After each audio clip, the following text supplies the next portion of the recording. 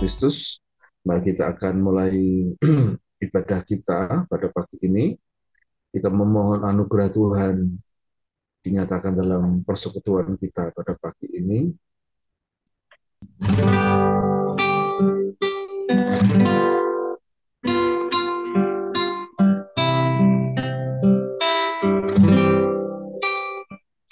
Sungguh besar setiamu, nyata di sepanjang hidupku. Darahmu telah layakkan kehidupanku.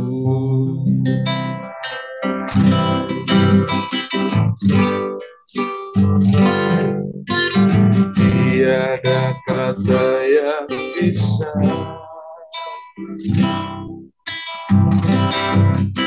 lukiskan indahnya Kau Tuhan. Bagiku segala pujian dan kemuliaan.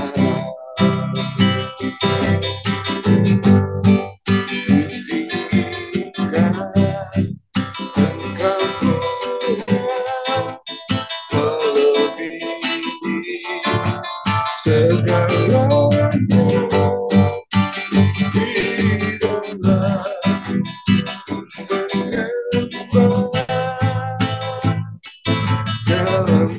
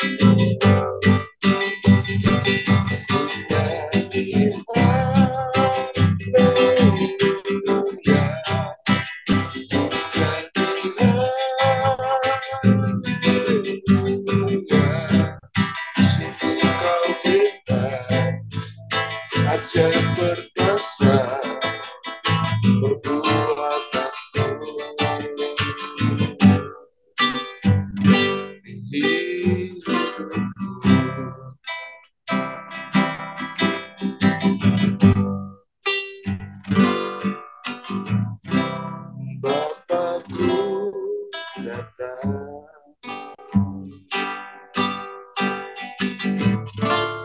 menyembahmu di sini.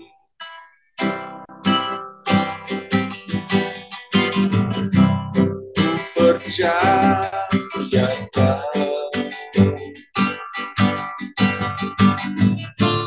ada bagiku,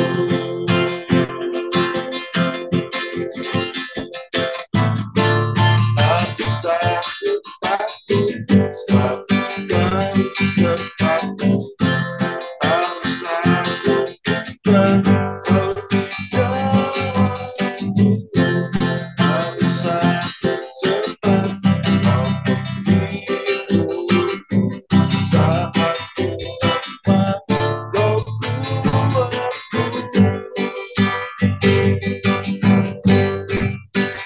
Ku nyanyi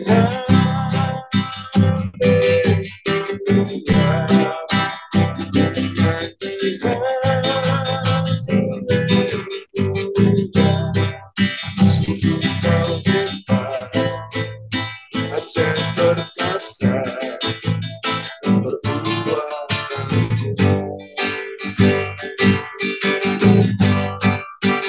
Ku nyanyi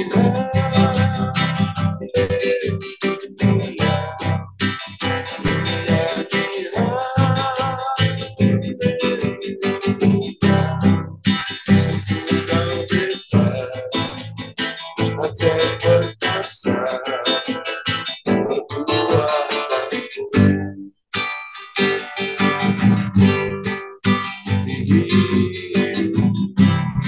Sungguh kau hebat, sungguh kau hebat, Aceh perkasa perbuatanmu.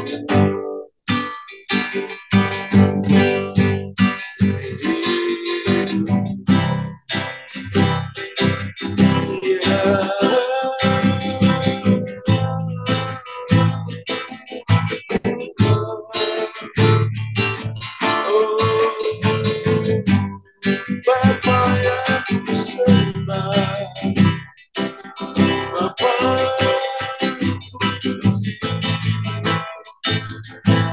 Ragamu percaya, namamu ajaib, namamu sempurna, namamu ajaib. Oh, haleluya. Bapa yang kusembah, Bapa yang baik, Bapa yang kusembah, Bapa yang mulia, namamu ku percaya. Oh, haleluya.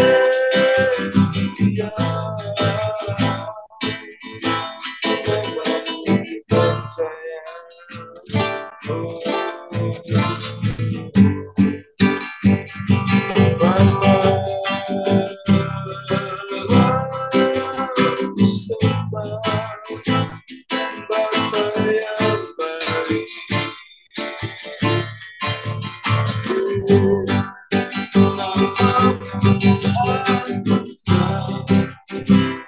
namamu anugerah, namamu dimuliakan, namamu dimuliakan, namamu kuagungkan, Kaulah Bapa. Yesus, haleluya. Kau puji, agungkan, namamu ajaib. Oh, kau sembah, kau puji, muliakan.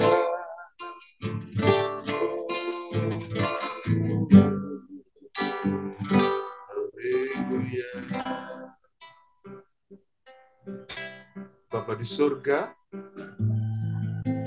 Pagi ini kami mengucap syukur karena Engkau memberikan kesempatan kami kembali untuk kami boleh datang ke hadirat Tuhan, menaikkan pujian penyembahan kami, menaikkan doa-doa kami, menaikkan syafaat kami, Tuhan. Lebih dari itu, Tuhan, biarlah petunjuk firman-Mu, pesan Tuhan yang akan kami dengar, memberikan petunjuk dengan jelas bagi kami, khususnya di hari yang baru yang Tuhan anugerahkan kepada kami pada hari ini. Biarlah Engkau memberkali kami dengan kekuatan yang baru untuk kami boleh bersama-sama melewati hari ini. Bersama-sama dengan Engkau kami boleh menikmati akan kebaikan Tuhan. Anugerah Tuhan dinyatakan dalam kehidupan kami. Terima kasih Bapak, terima kasih Tuhan Yesus. Engkau sangat baik, Engkau teramat baik, Engkau mulia, Engkau hebat, Engkau dahsyat. Kasih-Mu nyata di hidup kami. Terpujilah Bapa yang sempurna, Bapa yang mulia. Demi nama Tuhan kami berdoa mengucap syukur. Haleluya. Amin. Amin. Puji nama Tuhan. Selamat pagi semua Bapak Ibu Saudara yang dikasihi oleh Tuhan. Kembali kita akan sama-sama belajar firman Tuhan pada pagi ini. Kita akan belajar firman Tuhan dari kitab Ibrani pasal 12 ayat yang ke-11. Ibrani pasal 12 ayat yang ke-11, demikian firman Tuhan. Memang tiap-tiap ganjaran pada waktu ia diberikan tidak mendatangkan sukacita, tetapi duka cita. Tapi kemudian ia menghasilkan buah kebenaran yang memberikan damai kepada mereka yang dilatih olehnya. Amin. Puji nama Tuhan, diberkatilah setiap kita yang selalu membaca dan merenungkan firman Tuhan di dalam kehidupan kita. Bapak Ibu Saudara yang dikasihi Tuhan, renungan pada pagi ini saya berikan judul Didikan yang Mendatangkan Kebaikan. Ya. Dari bacaan Ibrani pasal 12 ayat 11, saya akan bandingkan dari terjemahan bahasa Indonesia masa kini, kemudian terjemahan firman Allah yang hidup, dan juga terjemahan sederhana Indonesia, supaya kita boleh memahami, mengerti kata ganjaran yang tertulis di dalam Ibrani pasal yang ke-12 ayat 11 itu. Apa yang dimaksud ganjaran itu? Sementara renungan kita judulnya adalah didikan mendatangkan kebaikan. Ya, mari kita perhatikan dalam terjemahan bahasa Indonesia masa kini. Memang pada waktu ia diajar, hukuman itu tidak menyenangkan hati kita, melainkan hanya menyedihkan saja. Tetapi kemudian dari itu, bagi kita yang sudah diajar, hukuman itu menyebabkan kita hidup menurut kemauan Allah dan menghasilkan perasaan sejahtera pada kita. Ibrani pasal 12 ayat 11 dari terjemahan firman Allah yang hidup sekarang. Mendapat hukuman memang bukan pengalaman yang menyenangkan, bahkan menyakitkan. Tetapi sesudah itu kita akan melihat hasilnya, yaitu pertumbuhan dalam hidup rohani. Dalam terjemahan sederhana Indonesia dikatakan, memang setiap kali kita dikoreksi, pengalaman itu tidak membuat kita senang, tetapi membuat kita sedih. Tetapi sesudah kita dididik oleh pengalaman itu, hasilnya adalah kita hidup lebih benar dan merasa tenang di mata Allah. Jadi kita menemukan yang dimaksud dengan ganjaran itu adalah pengajaran, itu adalah koreksi, ya. Dan hukuman atau ganjaran atau disiplin, ya, kalau itu terjadi dalam diri kita, di awalnya memang tidak menyenangkan. Seperti ditulis dalam kitab Ibrani pasal 12 ayat 11 ini, dikatakan tidak mendatangkan sukacita tetapi duka cita, tidak enak. Nah, Bapak Ibu Saudara yang dikasih oleh Tuhan, adakah dari antara kita yang memiliki anak karena kita sebagai orang tua yang tidak pernah memberikan pelajaran, yang tidak pernah mendidik anak-anak kita? Tentunya tidak. Kita sebagai orang tua yang memiliki anak, ketika anak kita tidak disiplin, ketika anak kita eh, melanggar sesuai dengan aturan rumah tangga kita, maka kita akan didik anak itu, kita disiplin anak itu, kita hajar anak itu, supaya anak itu memahami, mengerti aturan-aturan yang kita buat dalam rumah tangga kita. Ya, waktunya belajar, waktunya makan, waktunya tidur, dan waktunya main. Tentunya ada bagian-bagian yang memang kita buat supaya anak kita itu disiplin dalam waktu begitu. Bahkan kalau kita mendapati anak kita nakal, ya cenderung nakal begitu, maka kita akan mendisiplin anak-anak kita gitu. Kita akan mendidik mereka sesuai dengan aturan yang kita buat. Mungkin kita disiplin dengan memukulnya, memberi pembelajaran seperti itu supaya anak kita itu bisa memahami bahwa mengapa kita itu melakukan itu, karena kesalahan, karena kamu nakal, karena kamu nggak disiplin. Jadi ketika kita memukul anak kita, ketika kita mendisiplin anak kita, tentunya kita sebagai orang tua juga memberitahu maksud dari apa yang kita sedang lakukan, maksud mengapa kita itu melakukan untuk mereka begitu. Nah, setiap anak pasti mengalami didikan dari orang tua dengan harapan ia memiliki karakter yang baik seperti yang mereka harapkan, dan suatu saat kelak akan menjadi seorang yang berhasil.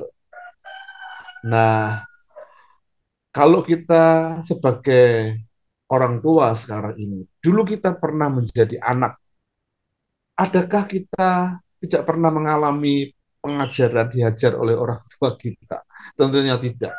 Masing-masing kita mungkin pernah merasakan bagaimana dipukul oleh orang tua kita, bagaimana dibentak oleh orang tua kita, bagaimana mendapatkan disiplin dari orang tua kita oleh karena kesalahan-kesalahan kita.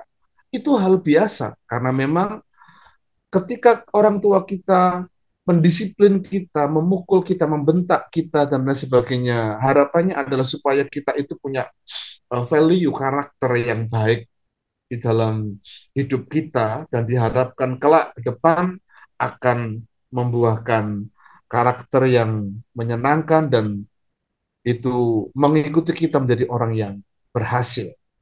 Nah, ada kalanya memang orang tua harus bertindak tegas, dan kalau perlu menghajar anaknya bila mereka mulai memberontak atau keluar jalur. Dalam Amsal pasal 13 ayat 24 dikatakan, siapa tidak menggunakan tongkat benci kepada anaknya, tetapi siapa mengasihi anaknya menghajar dia pada waktunya. Nah, begitu pula sebetulnya dengan kehidupan kita sebagai anak-anak Tuhan. Ya, ingat posisi kita ketika kita menjadi orang percaya, kita diadopsi, kita menjadi anak-anak Allah, dan Dia adalah Bapak kita. Dan tentunya kalau kita ingin memiliki kehidupan rohani yang baik, ada kalanya memang Tuhan akan mendidik kita dalam perkara-perkara rohani.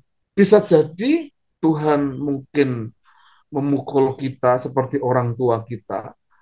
Bisa jadi Tuhan juga mendidik kita dalam sebuah pendidikan rohani yang memang terjadi dalam kehidupan kita, supaya kita itu bergantung penuh kepada Tuhan, supaya kita itu nggak menyimpang, bahkan kita nggak memberontak seperti orang-orang Israel yang telah dididik oleh Tuhan ketika mereka masuk di padang gurun dan menuju perjalanan mereka menuju kepada tanah Kanaan. Nah, seringkali dalam kehidupan kita seperti itu. Dalam hal-hal rohani kita nggak sadar bahwa Tuhan sedang mendidik kita supaya kita itu menjadi seorang anak Tuhan yang berkarakter seperti Kristus. Seorang anak Tuhan yang memiliki pertumbuhan iman rohani yang baik. Kita tahu bahwa selain pribadi Tuhan itu yang mendidik kita dalam arti mendisiplin, tapi dia juga adalah pengasih. Dia penyayang. Dia maha adil. Dia akan menegur, mendidik kita, bahkan tak segan-segan dalam tanda kutip itu menghajar kita apabila kita melakukan kesalahan, apabila kita melanggar, melakukan dosa. Tujuannya apa? Supaya kita kembali kepada hakikat yang dikehendaki oleh Allah, yaitu tujuannya supaya hidup iman dan rohani kita menjadi orang Kristen yang sempurna dan baik. Mendidik, menghajar, supaya kita bertumbuh ke arah yang benar sesuai dengan firman Tuhan. Karena itu jangan pernah menjadi putus asa apabila kita diperingatkan Tuhan.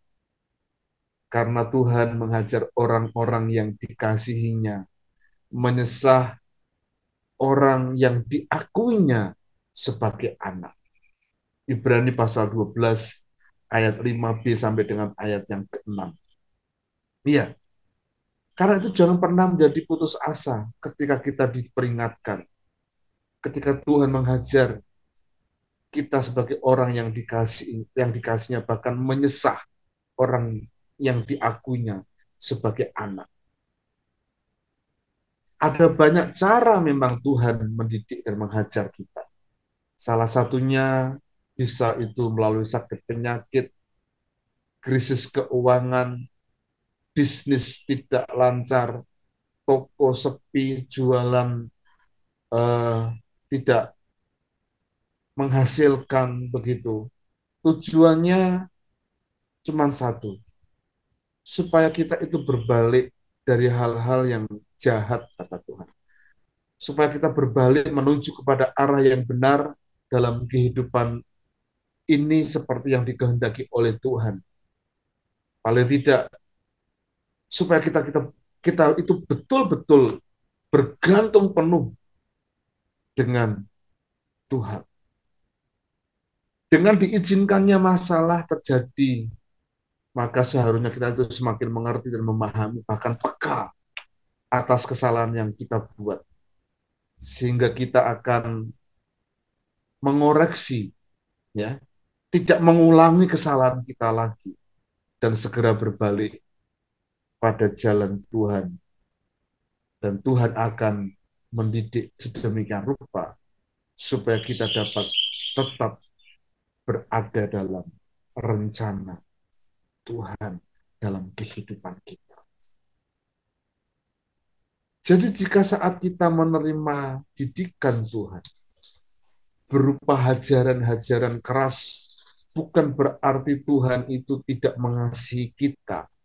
Justru dia sedang menunjukkan bahwa dia itu menganggap kita itu sebagai anak yang sangat dikasihinya. Adakah dari antara kita sebagai orang tua yang mengasihi anak, membiarkan mereka dan tidak pernah mendisiplin, tidak mengajar mereka? Ketika anak itu mulai berbuat salah, tidak disiplin, pasti kita sebagai orang tua akan bertindak tegas untuk supaya anak kita itu kepada jalur yang sedemikian seperti menjadi keinginan kita sebagai orang tua.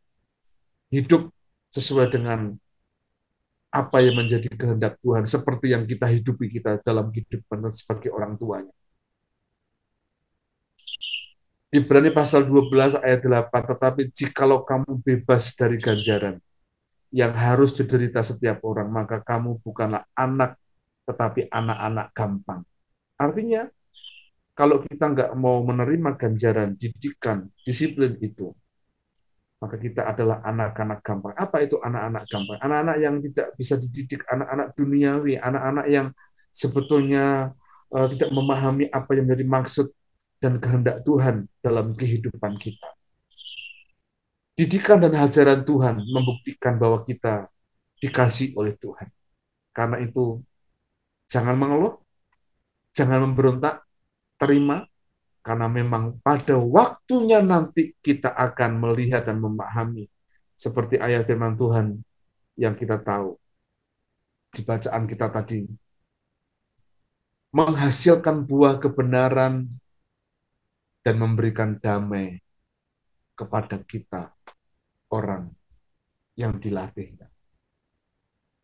Dalam terjemahan bahasa Indonesia masa kini, menyebabkan hidup kita itu akan menurut kemauan Allah dan menghasilkan perasaan sejahtera dalam kehidupan kita. Dalam terjemahan firman Allah yang hidup, supaya kita sesudah dihajar, dididik, didisiplin oleh Allah, kita melihat hasilnya, yaitu apa? Pertumbuhan dalam hidup rohani kita. Dalam terjemahan sederhana Indonesia, hasilnya adalah supaya hidup kita itu lebih benar dan merasa tenang di mata Allah. Nah, Bapak Ibu Saudara yang dikasih oleh Tuhan, didikan yang Tuhan berikan dalam kehidupan kita akan menghasilkan sesuatu yang baik.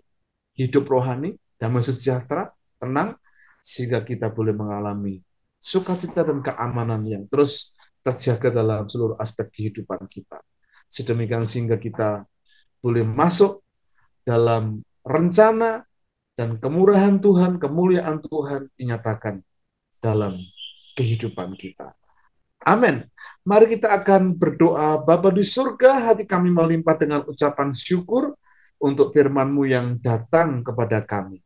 Biarlah Engkau menolong kami supaya kami boleh memahami bahwa ketika Tuhan mengizinkan kepada kami sesuatu yang tidak mudah, entah itu sakit, penyakit, kekurangan dalam keuangan, toko yang sepi, jualan yang sepi, bisnis yang tidak menguntungkan, dan lain sebagainya. Bahkan ada hal-hal yang seringkali membuat kami tidak nyaman. Seringkali kami membiarkan begitu dan kami tidak mengkoreksi bahwa itu adalah seizin Tuhan. Karena itu Tuhan tolong kami supaya kami peka memahami apa yang menjadi maksud Tuhan, sehingga kami boleh terus kembali kepada Tuhan, kepada jalur yang dikehendaki Allah. Tuhan tolong kami, mampukan kami Tuhan Yesus, supaya kami boleh melihat berkat Tuhan, kasih Tuhan, kemurahan Tuhan dinyatakan dalam kehidupan kami. Berkat Tuhan melimpah atas kehidupan seluruh umat Tuhan yang Engkau kasihi. Kami mengucap syukur. Berkati seluruh aktivitas kami hari ini Tuhan. Kami mohon kemurahan Tuhan. Terima kasih. Mari kita angkat kedua belah tangan kita dan terimalah berkat Tuhan. Tuhan memberkati engkau dan melindungi engkau. Tuhan menghadapkan wajahnya yang kudus kepadamu dan seraya memberikan berkat sukacita.